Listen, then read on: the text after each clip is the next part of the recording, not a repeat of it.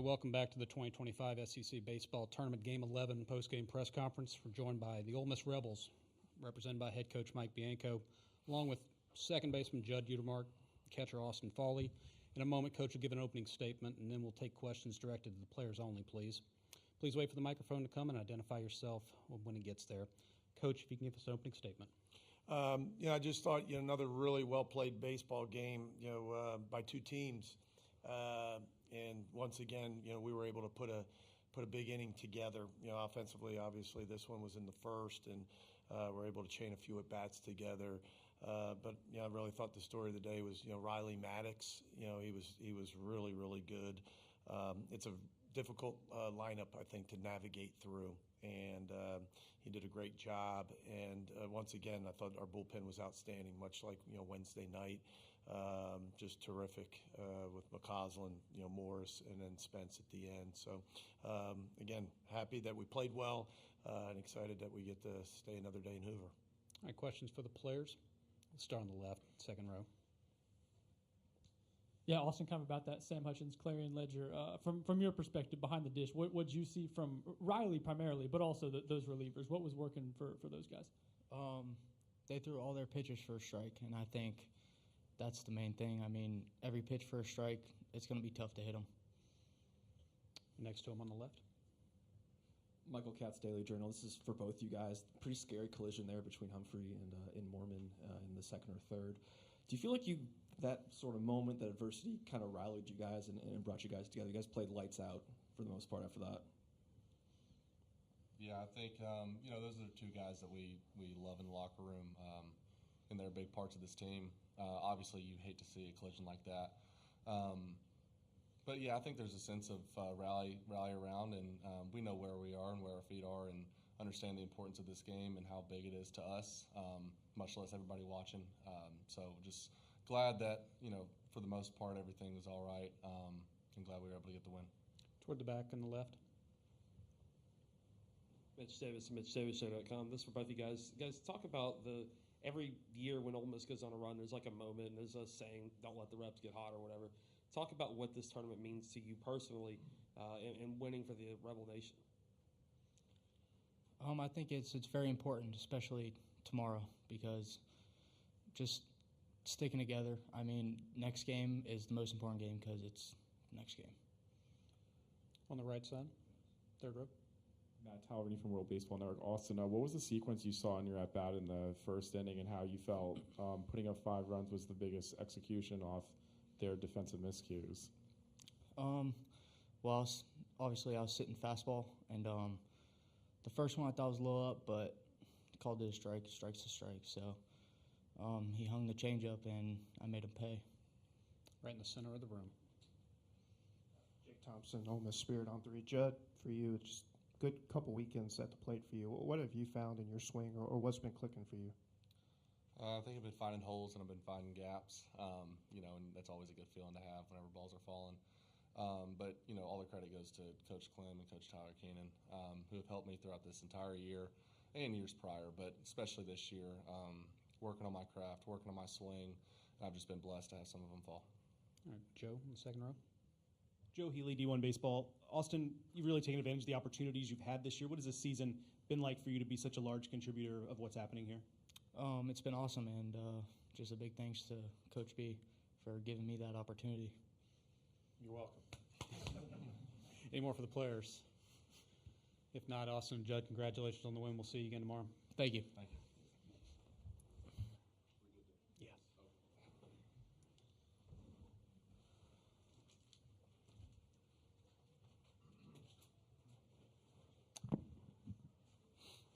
All right, if there are questions for Coach, raise your hand on the left side, second row. Michael Katz, Daily Journal. Mike, just how's Ryan Mormon doing? Don't know. I saw him. I didn't see him until right after the game, and then you guys probably don't know, but they pull you in a lot of different directions. Obviously a scary moment, for everybody, especially when you get 2 guys go down. And you never know. Bumped heads, concussion, and all kinds of injuries. But at first, we weren't sure if it was some type of head injury, just because Ryan complained of his right knee, and then as he got up and started moving around, it was his left knee. And I think it's one of those. It's pretty traumatic. Guys running full speed in the moment, and he actually came out of the game because they just wanted to really check him out because they weren't really sure what was going on. Isaac, on the other hand, again, I think it just jarred his shoulder and his right arm. I think it bothered him the rest of the game, but he toughened it out. So don't know what tomorrow will bring for either one of those guys. But yeah, it's scary, and I didn't have a good vantage point sitting in the dugout low. It looked like that Hump had a beat on it. I thought he was going to run it down, and then all of a sudden Ryan got in there, and it's just one of those plays that we've seen so many times in baseball. Guys that are just trying to make a play, and unfortunately, those things happen. On the right side, in the back. Coach, the ability to have yesterday off, how much did that help in bringing back your two relief pitchers, and how did you think they performed? They were terrific, and I think that's huge. I don't think we probably don't have Mason. I think McCausland got up a little bit on Wednesday, but we knew he'd be fresh today. But he could have pitched yesterday for sure. Spence certainly could have gone, but Spence looked even better today. The ball had more life, a little tick more velocity, and sometimes that'll happen. For those closers, sometimes a long layoff is not great, and so to have a day off, I thought meant a lot to our bullpen, especially those couple pieces of Morris and Spencer. Second row on the left. Sam Hutchins, Clarion Ledger, with Hayden sliding in the outfield once that change happened. Not sure how much it'll be necessary, but he's played in the outfield a little bit this season. What have you liked about Hayden in the outfield? No, he's terrific. He's a guy that we brought in last night for defensive replacement. So, we're not worried about that part of it all.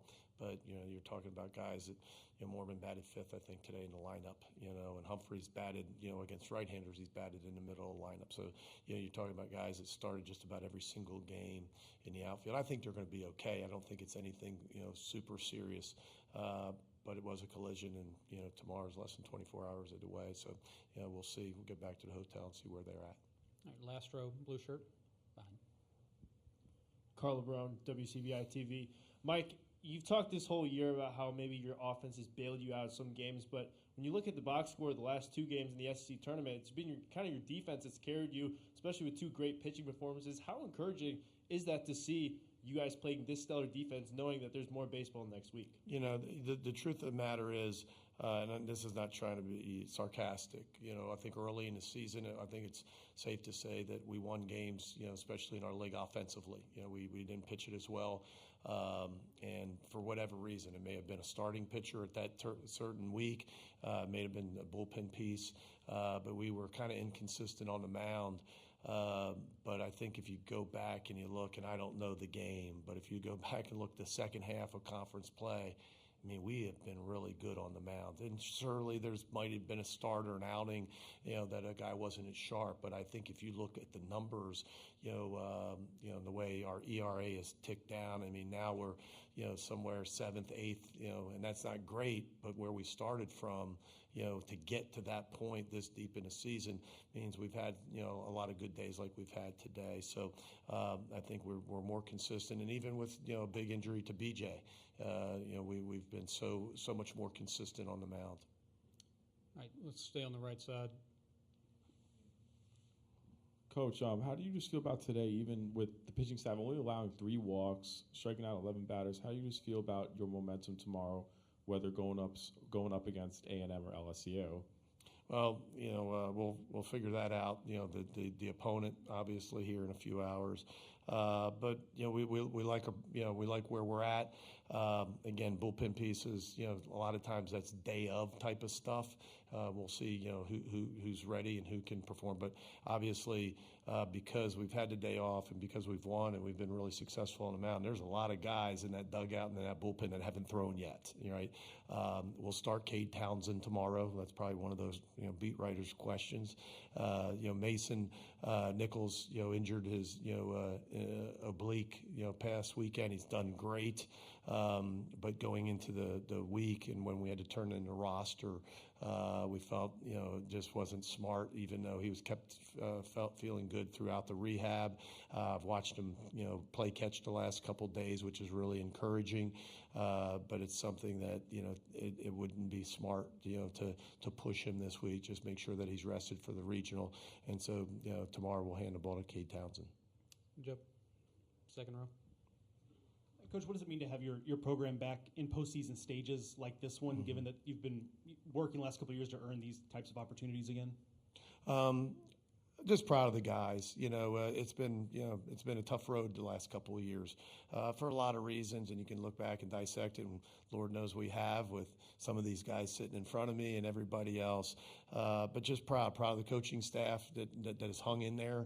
One of the things that hasn't probably been mentioned a lot, and it's really a shame. I think we're here for a lot of reasons, but none more than our three starters, Elliott, Maddox, and Nichols, and our closer Spencer. Four guys, all Mississippi guys. The three starters all were on that 22 team that won a national championship, and all could have left last summer, and gone to professional baseball, and all chose to stay. And old wins in college baseball and old wins in the Southeastern Conference. And when you return three SEC weekend starters, I don't know if anybody else does has that in the Southeastern Conference. So got three older guys on the mound. You hand the ball off in the ninth inning to a I don't know, 5th, 6th, 7th year senior, whatever Spencer is. But I think that's a huge part of it. And so just proud of those guys. And then, you look around and you got three transfers in the outfield, but old guys from Power 5 schools that have had success. And so it's been a neat year for us, I think, really gratifying as the head coach. Because the culture's never left. The guys, we may have not won some enough games the last year or two, but the culture's been super, and for it to get to this point where we are, and with all the things ahead of us, I think it's been really neat, and proud of especially everyone, but especially those guys that I mentioned. All right, last two on the second row, or we'll start in the back. Coach Mitch Davis. So, quick question about Mason. Talk about his effectiveness and kind of what he means to your program. Morse. Yeah. Mason's been terrific, and at times arguably our best arm. A lot of contemplation of from the staff, the media, the fans of does he start? How do you use that? But he's a little different than a lot of people, and because he's so special, not just stuff-wise, but the ability to throw the ball into the strike zone, his competitiveness, it's a super weapon that we have out of the bullpen, and really has made a huge difference, I think, on the weekend for us. And so you've seen it the last 2 days. He's really, really good. All right. Second row. Michael Katz, Daily Journal. Just with Riley Maddox specifically, 6 of his last 8 starts, he's been really, really good. What's clicked for him? What's been better these last couple months for him? Riley's such a great competitor and puts a lot on himself, and demands a lot from himself, and there's a huge expectation, for I think that he puts that on himself. He's good. I mean, you've watched him last year, and he's had some really, good, big games for us.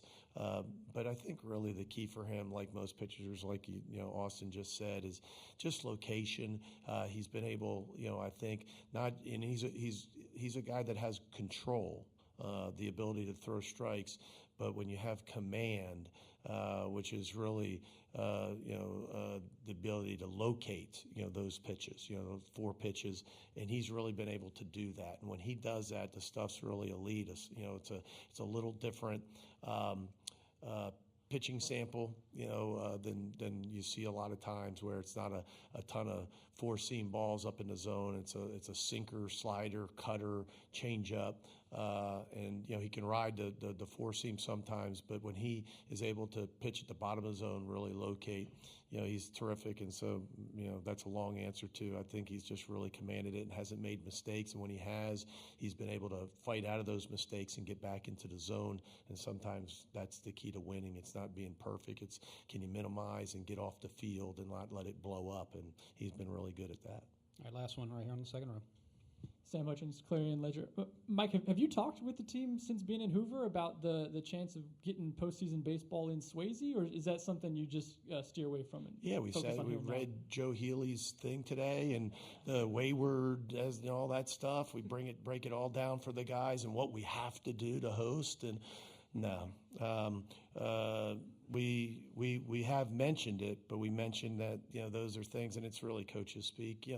They can't. I've said this several times. You can't hide them from that, right?